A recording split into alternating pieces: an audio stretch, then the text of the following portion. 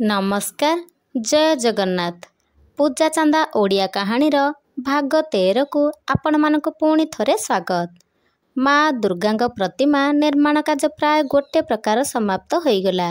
रातिर समस्ते खाई पी सोई पड़िले। दिन जाकर थका को बिछଣା पर लदी दे स्वप्न राजरे हजि जाइथिले सबू। किंतु जया को काहेकि के जाने किछि अलगा अलगा लागुथिला। एमिति लागुथिला जेपरि माँ को मूर्ति रे किछि गोटे बड़ जिनिस अभाव रही जाइछि। से सोई पारु नथिला। सेई कथा भाबी भाबी कोण एमिति अभाव रहीगला। आउ कोण काहाकू सेमिति लागु नाही ना मते एका सही परि लागुछि। से स्थिर होई रही पारला नाही। ताकू एमिति लागुथिला जेमिति माँ दुर्गा आसी ता कान पाखरे कहउछंती, जया मो प्रतिमा रे गोटे जिनिस करिवा पई भूली जाइछु, करि देई आस। जया आउ गोटे जगार सोई रही पारला नाही। धीरे धीरे बिछणार उठी अंधार टर्चटी को अंडाळिबारे लागिला। समस्ते निघोड़ निदरे शोइथिले।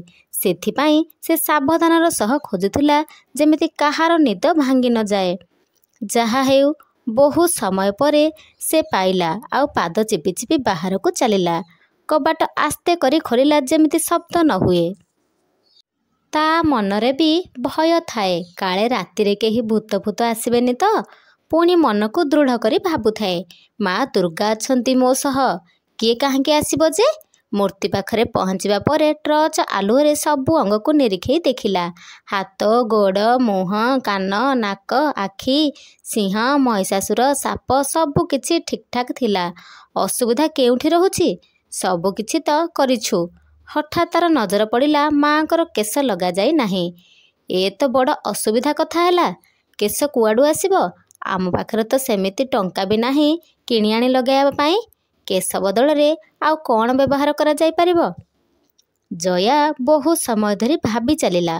हठात ता मुंडरे एक बुद्धि आसिला। से घर भितर को जाई कईंची रे निजर कुंचु कुंचिया लंबा घना कला केश को काटिदेला आउ ताकू आनी माँ को सिर रे स्थान देदेला। निजे निजे मन को मन कहिला, मु केडे बोकी सेते बेलरु जानि पारु नथिली केमिति जे। माँ मते क्षमा करिदेब, मो पाखरे सेतिकी टंका नाही नुआ केश किणी लगाया पई। सेथिपाई मोर ए केश को ग्रहण करि नियंतु। पुणी किछि समय पर जया भीतर को जाई सिंदूर नहीं आसी माँ को सिंथिरे भरिदेला। पूरापूरी नवविवाहितांग परी माँ दुर्गा दृश्यमान हेउथिले। जया आखि तराटी चाही रहिथिला आउ मने मने गुणु गुणु हेउथिला। सुंदर तृप्तिर अवसाद नाही जेते देखुथिले नुआ दिसुथाई। एपटे सुरेश कानरे जया माँ दुर्गा मूर्ति करुथिबा कथा पड़ी सारी थाए। सी आउ निश्चित होई सोई पारु नथिला। एतिकी बकटे झियो पुणी सुरेश ठारू प्रतिशोध नेब ए कथा को ग्रहण करि पारु नथिला से। आज सकाळे जणे लोक जाई सुरेश को कही देई आसीथिला। गतकाली राति बहु जाए जया माँ को मूर्ति निर्माण रे लागिथिला। सेथिपाई सुरेश मने मने भाबिला आज रातिरे भी से काम रे लागिथिबो। 2 दिन रे किए मूर्ति तैयारी करिछि जे ए झियो करिदेबो। एमिति भाबी भाबी सुरेश आसी बहुत आगुरु जया घर पाखरे गोटे अंधारिया जगार लुचि रहिथिला। आउ एबे जया बाहर को आसीबा देखि से ता जगारु उठी जया पाखकु गला।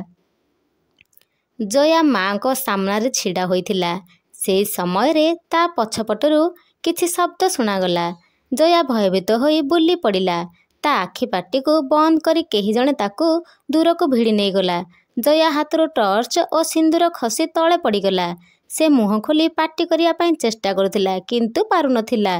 किछि बाट जिबा परे गोटे सुनसान स्थान रे से लोकटी अटकी गला। जया साहस बांधी कहिला, किए तुमे? मोते एमिति एठाको नेई आसीच काहेकि? से लोकटी कहिला, तोर सतरे तो भारी साहस। आरे आमे एते टंका चांदा आनी केते बड़ मूर्ति तैयारी करिछु आ तू गोटे गरीब परिवारु आसी आम सह प्रतियोगिता करुछु। जया कहिला, सुरेश काका तुमे? किंतु मु तो काहा सह प्रतियोगिता करू नाही। मु मो निज इच्छारे सेमिति करिछि। ता छडा आमे चांदा दे नहु माने आमर तो सेठिकु जिबार अधिकार नाही बोली तुमे कहिथिलो। आउ एबे काहेकि आमे माँ मूर्ति तैयारी करिले तुमर असुविधा हेउछि? मो माँ चांदा दे पारिले नाही बोली कौन पूजा करि पारिबे नाही? सुरेश कहिला, आरे तू मो मुहरे जवाब देउछु। रह एबे तोर कौन करुछि देख। ଜୟା କିଛି କହିବାକୁ ଯାଉଥିଲା। ସୁରେଶ ତାକୁ ପାଖରେ ଥିବା ଗୋଟେ ଗଛ ଆଡ଼କୁ ଠେଲିଦେଲା। ଜୟାର ମୁଣ୍ଡ ଗଛରେ ବାଡ଼େଇ ହୋଇ ଫାଟିଗଲା। ଧାର ଧାର ରକ୍ତ ଝରିବାରେ ଲାଗିଲା। ଜୟାର ଏମିତି ଅବସ୍ଥା ଦେଖି ସୁରେଶ ଭୟଭୀତ ହୋଇ ଜୟାକୁ ସେହିଠାରେ ଛାଡ଼ି ଦେଇ ଦୌଡ଼ି ପଳାଇଗଲା। ଅନ୍ଧାରରେ ଜୟା କିଛି ଜାଣିପାରୁନଥିଲା। କୁଆଡ଼େ ଯିବ, କ'ଣ କରିବ ତା ମୁଣ୍ଡକୁ କିଛି ବୁଦ୍ଧି ଆସୁନଥାଏ। ତା ସହିତ ରକ୍ତସ୍ରାବର ମାତ୍ରା ବଢ଼ିବାରେ ଲାଗିଥାଏ। ଅନ୍ଧାରରେ ବହୁତ କଷ୍ଟରେ ହାତ ବଢ଼ାଇ ବଢ଼ାଇ ଚାଲିଲା। ପାଦ ତାର କୁଆଡ଼େ ଯେ ପଡ଼ୁଥିଲା ସେ ନିଜେ ବି ଜାଣିପାରୁନଥିଲା। ଯାହା ହେଉ ବହୁତ କଷ୍ଟରେ ସେ ଆସି ଘର ପାଖରେ ପହଞ୍ଚିଗଲା। ଘର ଭିତରକୁ ଯାଇ ଇଚ୍ଛା ନଥିଲେ ବି ବାଧ୍ୟ ହେଲା ଗୌରୀଦେବୀଙ୍କୁ ଡାକିବା ପାଇଁ। ଗୌରୀଦେବୀ ଉଠି ଘରର ଆଲୁଅ ଜଳାଇଲେ। ଜୟା ମୁଣ୍ଡରୁ ଏତେ ରକ୍ତ ବହୁଥିବାର ଦେଖି ବ୍ୟସ୍ତ ହୋଇପଡ଼ିଲେ। ତାଙ୍କୁ ପାଣି ପିଇବା ପାଇଁ ଦେଇ ହାତରେ କିଛି ସମୟ ତା ମୁଣ୍ଡକୁ ଚାପି ଧରିଲେ। ତାପରେ ପ୍ରାଥମିକ ଚିକିତ୍ସା କରିସାରି ମୁଣ୍ଡରେ କିଛି ଔଷଧ ଲଗାଇ ଦେଇ ଗୋଟେ କପଡ଼ା ବାନ୍ଧିଦେଲେ। ରକ୍ତସ୍ରାବ କିଛି ମାତ୍ରାରେ କମିଯିବା ପରି ଲାଗିଲା। ଗୌରୀଦେବୀ କହିଲେ, ଟିକେ ଭଲ ଲାଗୁଛି ତ ଏବେ? ଜୟା କହିଲା, ହଁ ମା। ଗୌରୀଦେବୀ କହିଲେ, ଏସବୁ କେମିତି ହେଲା? ପୁଣି ତୋ କେଶ ଏତେ ଛୋଟ କେମିତି ହେଲା? ଜୟା କହିଲା, ମା, ମୁଁ ସେସବୁ ସକାଳେ କହିବି, ଏବେ ଶୋଇବି, ନିଦ ଲାଗିଲାଣି ଜୋରରେ। ଗୌରୀଦେବୀ କିଛି ଆଉ ପଚାରି ଜୟା ମୁଣ୍ଡରେ ଚାପ ପକାଇବା ପାଇଁ ଚାହିଁଲେ ନାହିଁ। ସେ କହିଲେ, ହଉ ମା, ଶୋଇପଡ଼ ଏବେ, ସକାଳ ହେଉ ଦେଖିବା କ'ଣ କରିବା। ଆଲୁଅ ଲିଭାଇ ଦେଇ ଜୟା ଆଉ ଗୌରୀଦେବୀ ଶୋଇଗଲେ। ଗୌରୀଦେବୀ ସିନା ଶୋଇପଡ଼ିଲେ, କିନ୍ତୁ ଜୟା ଆଖି ଆଗକୁ ବାରମ୍ବାର ସେହି ଘଟଣା ଆସିଯାଉଥିଲା। ପ୍ରକୃତରେ ଏ ସୁରେଶ ଦଣ୍ଡ ପାଇବାର ହକଦାର ଅଟେ। ଏମିତି କ'ଣ କେହି କରନ୍ତି? କାଲି ତାକୁ ପାଣି ଭିତରକୁ ଫୋପାଡ଼ି ଦେଇଥିଲା, ଆଉ ଆଜି ତାକୁ ଠେଲି ଦେଇ ତା ମୁଣ୍ଡ ଫଟାଇ ଦେଲା। ତା ଉପରେ ଏତେ ରାଗ କାହିଁକି ସେ ସୁରେଶର? ଏବେ କିନ୍ତୁ ଜୟା ମନରେ ସୁରେଶ ପାଇଁ କେବଳ ଘୃଣା ହିଁ ଘୃଣା ଥିଲା। ଏ ଯୁଗର ମହିଷାସୁର ସେ ସୁରେଶ, କିନ୍ତୁ ଏ ଯୁଗର ଦୁର୍ଗା କିଏ? ହେ ମା, ଏ ଯୁଗର ଦୁର୍ଗାକୁ ବି ପୃଥିବୀ ପୃଷ୍ଠକୁ ପଠାଇ ଦିଅ, ଆଉ ଏ ସୁରେଶକୁ ତା ଅପରାଧର ଦଣ୍ଡ ଦିଅ।